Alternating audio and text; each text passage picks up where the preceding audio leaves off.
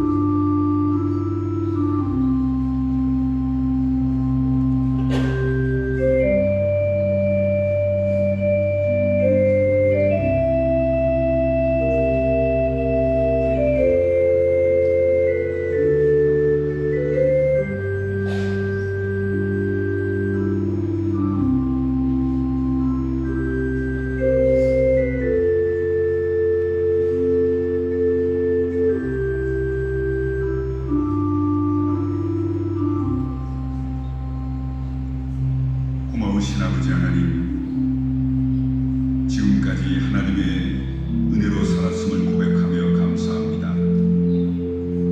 하나님 없이는 아무것도 아님을 알면서도 하나님의 뜻대로 살지 못하고 나만을 위해 살았음을 고백합니다. 하나님이 아니라 나 중심의 철저한 이기적인 신앙생활을 멈추지 못했음을 용서하옵소서. 내 생각과 판단에 억지로 하나님의 말씀과 뜻을 끼고 맞추며 살았음을 용서하옵소서. 내 삶을 정당화하기 위해서만 살았습니다. 나의 어리석음과 죄된 모습을 인정하지 않으려 했고 잘못된 나의 판단과 생각에 하나님 하나님이 함께하셔서 무조건 응답하기만을 기도했음을 용서하옵소서. 아직도 내 욕심을 채우는 것이 기도며 신앙생활로 착각한 어리석음을 용서하옵소서. 하나님의 영광과 교회의 덕을 위해 신앙생활하는 게 아니라 내 이기심과 자존심을 위해 신앙생활했음을 용서하옵소서. 언제나 나 중심의 삶을 살았기에 피곤할 때마다 바쁠 때마다 세상 일이 생길 때마다 하나님보다는 내 생각과 삶이 먼저였음을 고백합니다. 내가 항상 기준이었기에 내 기준에 벗어나면 아무리 하나님의 일이라 해도 하나님의 영광을 가린다 해도 분명히 하나님의 뜻이 아님을 알면서도 상관하지 않고 무시하며 살았음을 용서하옵소서. 그렇게 살면서도 하나님을 두려워하지도 않았고 내 기준에서 벗어나는 것만을 안타까워했으며 내 마음대로 내 뜻대로 살지 못함에 불만스러워했음을 고백하오니 용서하옵소서. 진리를 깨달으면서도 결단을 미루어 나중심으로 살도록 유혹하는 악한 영들을 예수의 이름으로 물리치지 못했음을 용서하옵소서. 그래서 오늘도 우리를 부르셨사오니 참된 그리스도인으로 복되게 살게 하옵소서. 예수님 이름으로 기도하옵나이다. 아멘. 전능하사 하나님이여 나를 판단하시되 경건하지 아니한 나라에 대하여 내 송사를 변호하시며 주는 나의 신이 되신 하나님이시거늘 어찌하여 나를 버리셨나이까.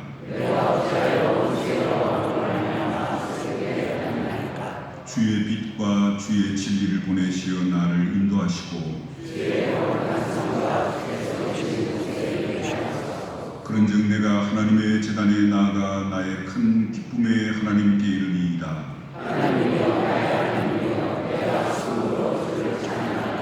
내 영혼아 내가 어찌하여 낙심하며 어찌하여 내 속에서 불안해하는가.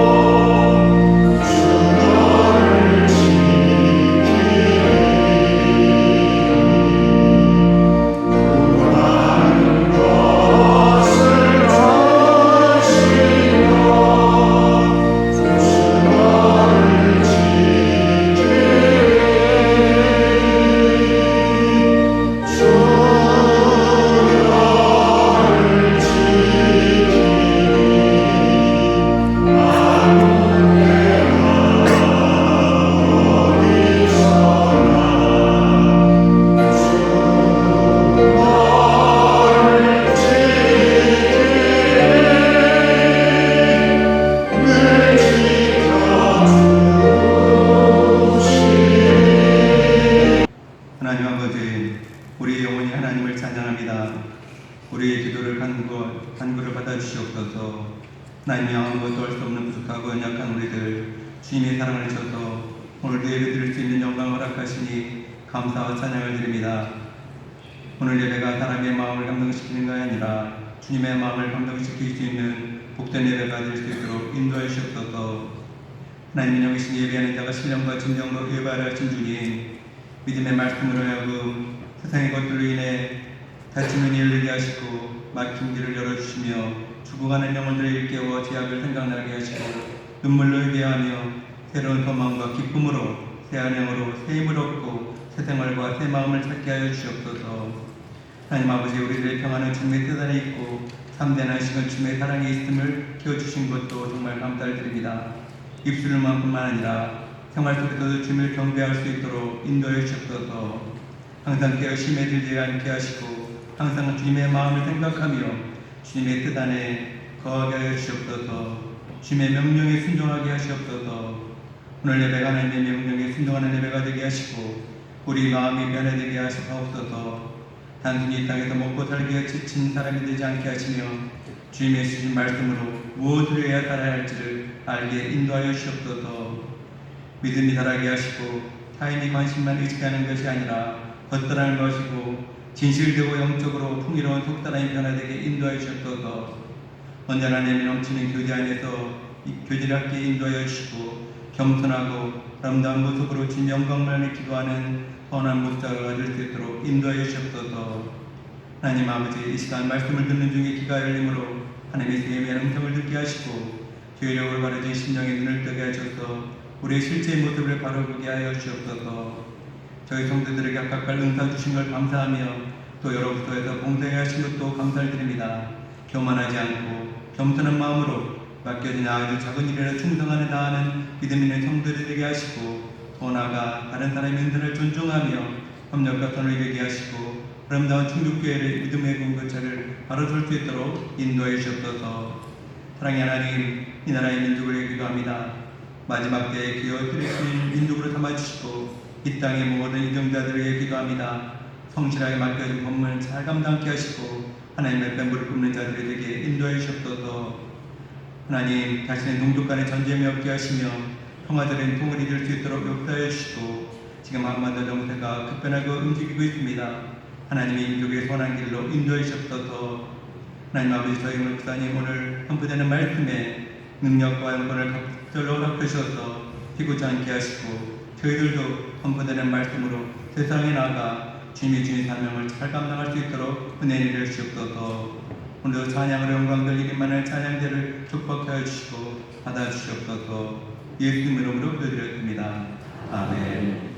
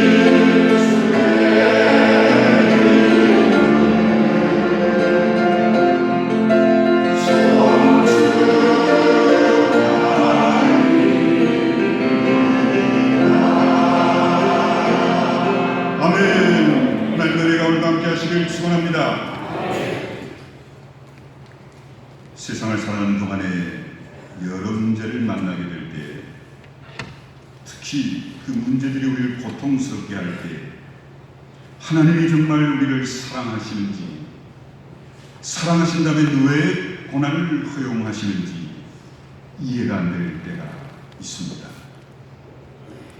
그러나 세상 사는 일이 다 그렇습니다만 인간의 이해력으로 설명될 수 없는 부분들이 많죠. 그 중에 대표적인 것이 고난입니다. 고난당할 때마다 고난을 당하는 사람들은 여간 고통스러운 게 아니지요. 특별히 고난받을 이유가 없는데도 고난받을 때 우리는 당황하게 됩니다. 일반적으로 성경에는 사람이 고난받는 이유를 네 가지를 얘기합니다. 하나님의 심판의 형태로 나타나는 고난, 하나님의 자녀들이 올바른 삶을 살지 못할 때 주시는 징계의 고난, 하나님의 섭리 가운데 있는 부분으로 하나님의 영광을 위해 주시는 고난, 그리고 복음을 전하는 데 바울과 베드로와 같이 복음 증거로 인해 고난 받는 네 가지입니다. 어떤 형태로든 고난이라는 고통스럽지요. 우린 이런 종류의 고난 가운데 특별히 세 번째 의미로 주시는 고난에 대해 욥기의 결론 부분에 있는 내용을 통해 살펴보려고 합니다. 본문의 주제는 우리가 섬기는 하나님을 자비하시며 긍휼을 베푸시는 분이시다 라는 걸 말씀합니다. 먼저 우리는 이 본문의 의미를 잘 이해하기 위해 욥기가 어떤 내용인지를 알아야만 합니다. 모든 성경은 한 부분만 가지고 이해해서는 안 되고 전체 문맥을 통해 그 한 본문을 이해하고 접근해야 됩니다. 특히 욥기는 항상 전체 문맥에서 내용을 이해해야 합니다. 우리가 이런 방법으로 욥기를 읽을 때 많은 영적 유익을 얻게 됩니다. 욥기를 이해하는 중심된 관점은 욥기는 잠언과 전도서, 이 욥기와 함께 성도의 지혜를 가르쳐준다 해서 학자들은 이 세 욥기, 잠언, 전도서를 지혜서라고 합니다. 욥기가 지혜서이기에 지혜의 문학이 가지는 공통적인 관심을 가지고 욥기를 이해해야 됩니다. 욥기는 지혜란 무엇이고 이 지혜를 어떻게 발견할 수 있는가라고 묻는 내용이라는 관점에서 이해되어야 한다는 거지요. 욥기의 주제는 참된 지혜가 뭔가를 보여줍니다. 일반적으로 지혜라고 할 때는 인간을 가장 행복하고 자유롭게 할 수 있는 것, 지혜는 지식하고는 분명히 다릅니다. 지혜란 인간을 가장 행복하고 자유롭게 할 수 있는 게 뭐든지 지혜입니다. 성경은 결론적으로 지혜를 뭐라고 얘기하냐면 한마디로 하나님을 경외하는 것 분명히 말씀합니다. 이 지혜는 세상 사람들이 말하는 꽤 적당한 거짓말, 권모술수, 잔머리와는 본질적으로 다르지요. 하나님을 경외하는 것이 참된 지혜인데 욥기에서는 어떻게 하나님을 경외해야 한다고 말씀하고 있을까요? 욥기는 우리가 하나님의 섭리 방식이 이해되지 않아도 궁극적으로 성도의 유익을 위해 일하시는 하나님을 경외해야 한다라는 걸 말씀합니다. 이것이 욥기에서 보여주는 성도의 중요한 지혜임을 말씀합니다. 우리가 욥이라는 인물을 생각할 때 우선적으로 머리에 어떤 생각이 떠오릅니까? 아무 죄도 없이 고난받은 대표적인 사람으로 머리에 연상됩니다. 욥기를 읽을 때 우리에게 어려운 문제들이 많이 나타나죠. 왜 세상에 고통과 질병이 있는 걸까? 마귀는 왜 악한 일로 주님을 경외하는 자들을 괴롭힐까? 왜 악이 하나님의 은혜를 기대하는 성도들에게 찾아오는 걸까? 이런 문제에 대해 전부 다 알 수는 없지만 욥기를 깊이 묵상하면 이런 문제들을 보는 데 있어서 성경적인 관점을 가지게 될 것을 기대하시기 바랍니다. 우리가 잘 알고 있는 것처럼 욥은 하나님을 온전히 경외한 사람이었습니다. 1장 1절 보면 욥에 대해서 우스 땅에 욥이라 불리는 사람이 있었는데 그 사람은 온전하고 정직하여 하나님을 경외하며 악에서 떠나는 자더라. 하나님은 그런 욥에게 복을 주셔서 크게 번성하게 하셨습니다. 그런데 이런 욥에게 왜 고난이 오게 되었을까요? 그 원인을 욥기 1장 2장은 말씀합니다. 욥기 1장을 보면 하루는 하나님께서 하나님의 자녀들과 함께 있는데 사탄도 그 자리에 있었더라. 여기서 우리가 알아야 할 건요, 우린 사탄, 마귀, 귀신, 악한 영들 하면 하나님과는 전혀 다른 별개의 존재로, 하나님과는 다른 자기만의 존재로서 삶을 사는 자들, 악한 자들로 생각하는데 아닙니다. 성경은요, 사탄은 타락한 천사고요, 사탄은 하나님과 분리된 별개의 존재가 아니라 하나님의 손안에 있는, 하나님의 그 테두리 안에 있는 악한 자라는 사실을 보여줍니다. 1장 8절에서 여호와께서 사탄에게 이르시되 내가 내 종 욥을 주의하여 보았느냐? 그와 같이 온전하고 정직하여 하나님을 경외하며 악에서 떠난 자가 세상에 없느니라. 그러자 사탄은 욥기 1장 9절 11절에서 뭐라고 얘기합니까? 욥이 어찌 까닭 없이 하나님을 경외하리이까? 주께서 그와 그의 집과 그의 모든 소유물을 울타리로 두르신 때문이 아니니까? 주께서 그의 손으로 하는 바를 복되게 하사 그의 소유물이 땅에 넘치게 하셨음이니이다. 이제 주의 손을 펴서 그의 모든 소유물을 치소서. 그리하시면 틀림없이 주를 향하여 욕하지 아니하겠나이까? 사탄이 이런 항의에 대해 하나님 욥기 1장 12절에서 내가 그의 소유물을 다 내 손에 맡기노라. 다만 그의 몸에는 내 손을 대지 말지니라. 사탄이 곧 여호와 앞에서 물러가니라. 그런데 욥은 그의 소유물을 다 빼앗겼어도 하나님 원망하지 않습니다. 참 우리로서는 이해가 안 되지요. 욥기 1장 22절에 욥의 태도를 이렇게 기록합니다. 이 모든 일에 욥이 범죄하지 아니하고 하나님을 향하여 원망하지 아니하니라. 그러나 사탄은 다시 하나님께 욥기 2장 5절에서 이제 주의 손을 펴서 그의 뼈와 살을 치소서. 그리하시면 틀림없이 주를 향하여 욕하지 아니하겠나이까? 하나님은요 다시 욥기 2장 6절에서 내가 그를 내 손에 맡기노라. 다만 그의 생명은 매하지 말지니라. 욥이 극도의 고난을 받도록 사탄에게 하나님이 허락하십니다. 이런 성경의 내용을 볼 때 욥이 고난을 받고 있는 것은 그의 죄 때문이 아니었습니다. 하나님께서는 욥이 물질적인 축복과 건강을 남달리 받았기에 하나님을 경외하는 게 아니라 상황과 조건에 관계없이 하나님을 경외하는 자라는 걸 사탄에게 증명해 보이려는 하나님의 거룩한 목적이 이 욥의 고난에 있었다는 겁니다. 그럼 욥은 이런 하나님의 보호자에서 일어난 일과 그가 고통을 애매히 받고 있는 것이 하나님의 섭리 가운데 있다는 사실을 알았나요? 욥이 이런 하나님의 섭리를 알지 못했습니다. 만약 욥이 자신이 당하는 고난의 이유를 알았더라면, 내가 당하는 고난이 하나님의 섭리라는 걸 알았더라면 그가 당하는 고난이 다르게 보였을 겁니다. 그러나 욥의 상황은 그렇지 못했습니다. 욥에게 있어서 그가 당하는 고난은 도무지 이해될 수 없었습니다. 여기에는 하나님의 섭리가 작용하고 있었기 때문입니다. 오늘 우리 성도들에게도 고난이 하나님의 섭리 가운데 있는 경우가 있는데요, 이런 경우 대부분 우리 성도들이 그 이유를 알 수 없습니다. 그래서 고난이 더 고통스도 있습니다. 욥은 그에게 일어난 재앙의 원인을 알지 못했고 그의 세 친구도 알지 못했죠. 욥의 세 친구 엘리바스, 빌닷, 소발, 이 세 사람이 욥이 당한 어마어마한 말도 안 되는 고난에 대해서 서로 대화하는 내용이 욥기서 전체를 기록하고 있습니다. 그 중에 몇 가지 예를 들어봅니다.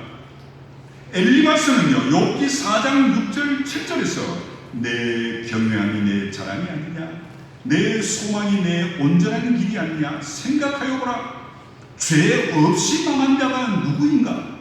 정직한 자의 끊어짐이 어디 있는가? 라고 욥에게 말합니다. 하나님께서는 죄 없는 사람을 망하게 한다든지 정직한 자가 고난당하는 이 일이 있게 하시는 분이 아니란 얘기입니다. 빌닷은 욥기 8장 4절에서 말하기를 내 자녀들이 주께 죄를 지었으므로 주께서 그들을 그 죄에 버려두셨나니 라면서 욥의 일곱 아들과 세 딸의 죽음을 그들이 내 자녀들이 네가 알지 못하는 가운데 하나님 앞에 범죄했기 때문이다 지적합니다. 빌닷은 욥기 8장 5절 7절에서 이렇게 지적합니다. 내가 만일 하나님을 찾으며 전능하신 이에게 간구하고 또 청결하고 정직하면 반드시 너를 돌보시고 내 의로운 처소를 편안하게 하실 것이라. 내 시작은 미아가에서나 내 나중은 심히 참되하리라. 성도 여러분, 욥이 그의 친구들이 지적하는 것과 같이 정직하지 못했고 하나님께 범죄했습니까? 하나님께서는 사탄에게 욥기 1장 8절에서 욥의 믿음을 어떻게 칭찬하셨는지 아세요? 여호와께서 사탄에게 이르시되 내가 내 종 욥을 주의하여 보았느냐? 그와 같이 온전하고 정직하여 하나님을 경외하며 악에서 떠난 자는 세상에 없느니라. 그러면 욥의 세 친구들의 말을 들은 욥의 심정은 어땠을까요? 그의 친구들은 그가 지금 고난당하고 있는 것은 욥 너의 죄 때문이라고 모두들 주장합니다. 그럼 왜 욥의 세 친구들은 이런 방식으로만 욥의 고난을 이해했을까요? 그들은요, 모든 고난은 하나님께 범죄함으로 온다는 사실 하나만 알고 있었기 때문입니다. 이런 사실은 일반 사람들이 이해하는 방식대로 악을 행하는 자는 벌을 받고 선을 행하는 자는 상을 받는다는 기준에서 지금 욥의 고난을 본 거죠.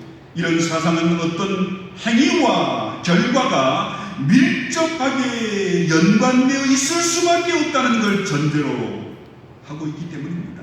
우리는 이런 법칙을 인과 응보라고 얘기합니다. 결과는 원인이기 때문이고 당하는 모든 일들은 행동의 보응이다. 좋은 일에는 좋은 결과, 나쁜 일에는 나쁜 결과가 따른다. 이 법칙입니다. 이 법칙은 대개 사람들이 이해하는 법칙이죠.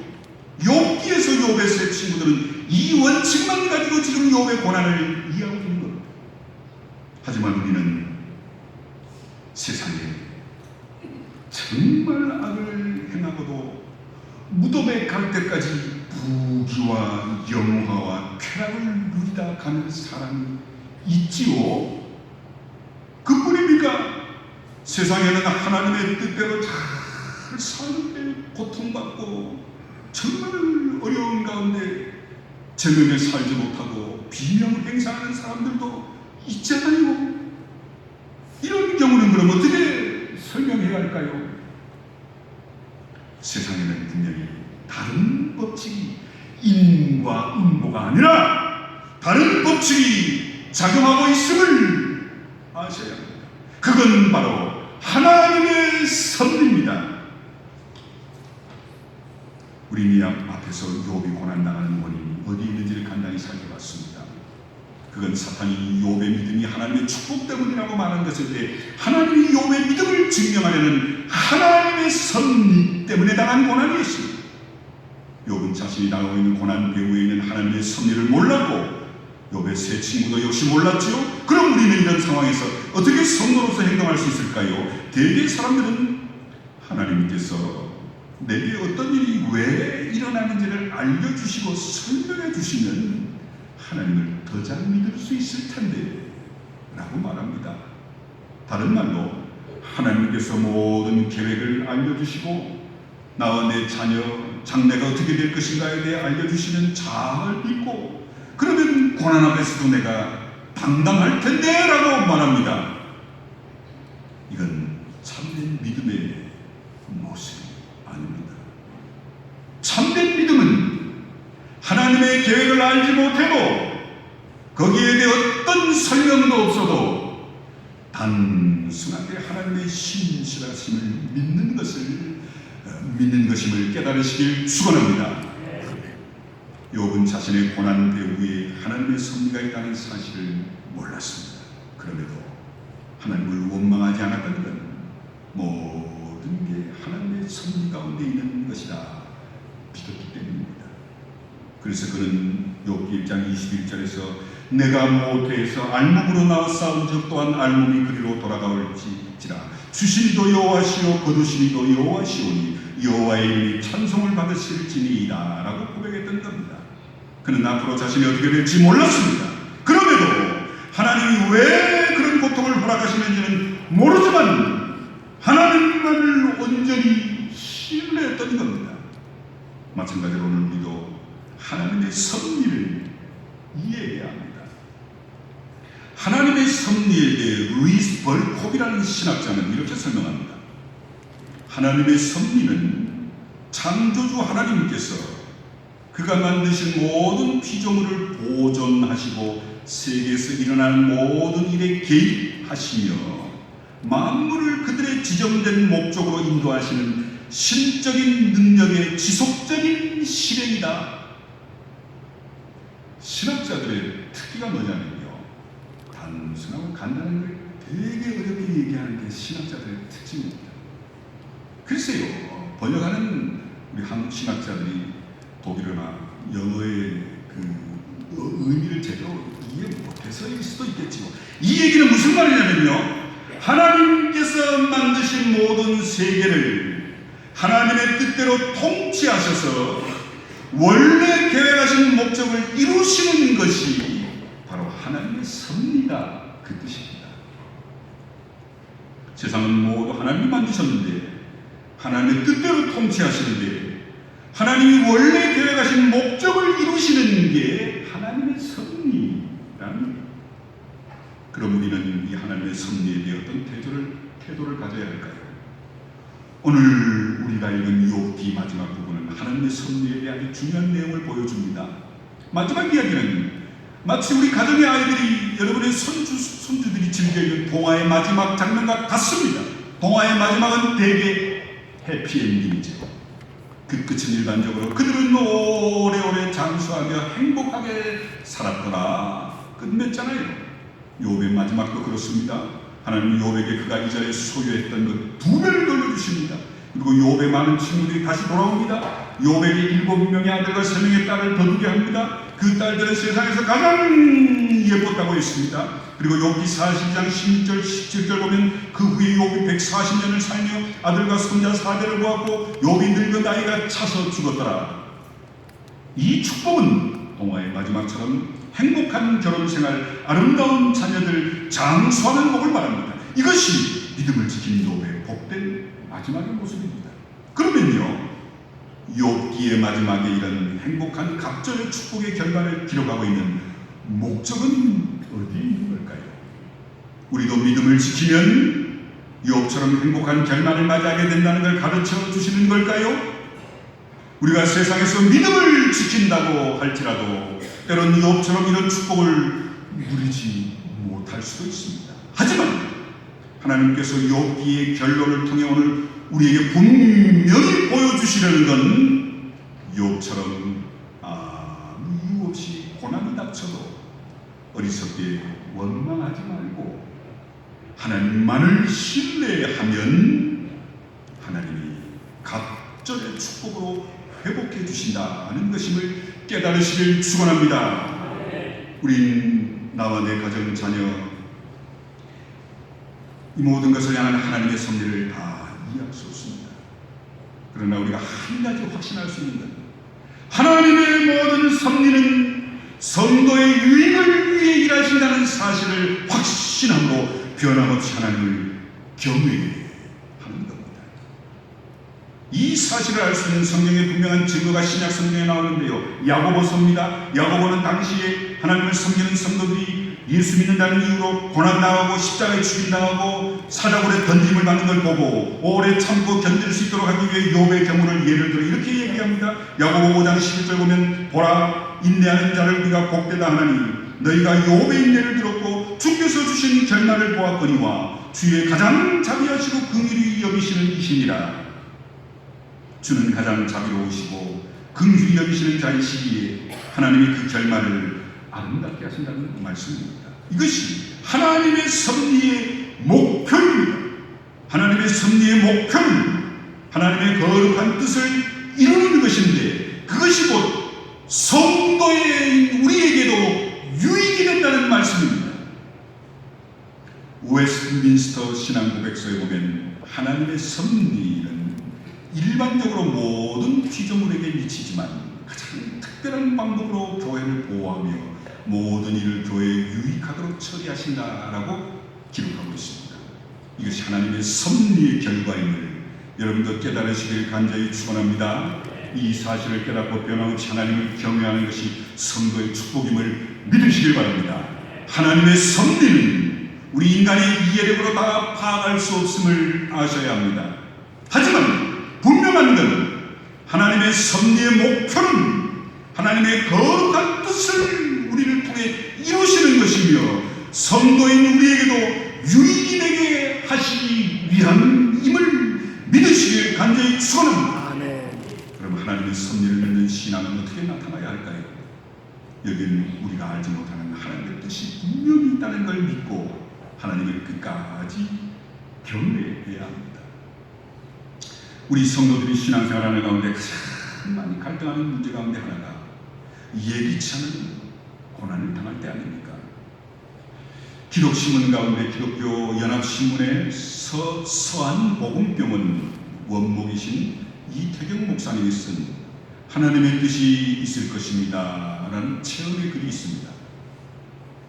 이 목사님이 병원 목사로 봉사하고 있는 병원에 한 젊은 부인이 갑자기 기도를 요청했습니다. 이 부인의 남편은 정말 불의의 교통사고를 당해 그 병원으로 실려왔는데요.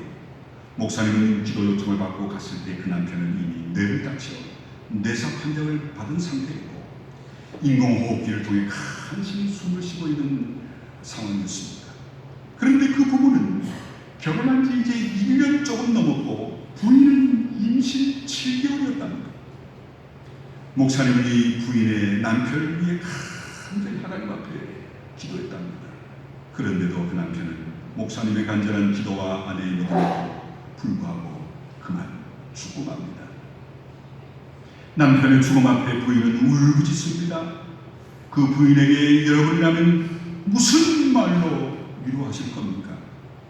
부인에게 목사님은 자매님을 향한 하나님의 뜻이 분명히 있을 겁니다. 자매님 힘을 내십시오. 이 말밖에는 달리 할 말이 없더랍니다. 이 대답을 들은 부인은 다시는 하나님을 찾지 않을 겁니다.